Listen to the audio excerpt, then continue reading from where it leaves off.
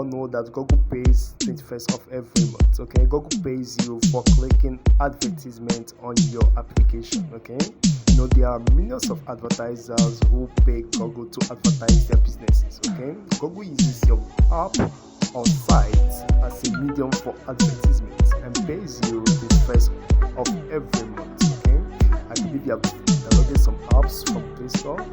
Why going through such application? You have seen annoying adverts popping up and down.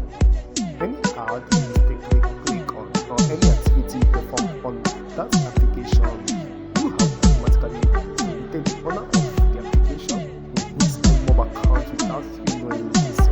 Okay, so Admob is a platform which is designed by Google that enables you to generate revenues income, okay, by owning and using app.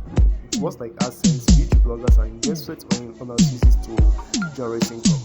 But this Admob is strictly for application. Okay, so that's it.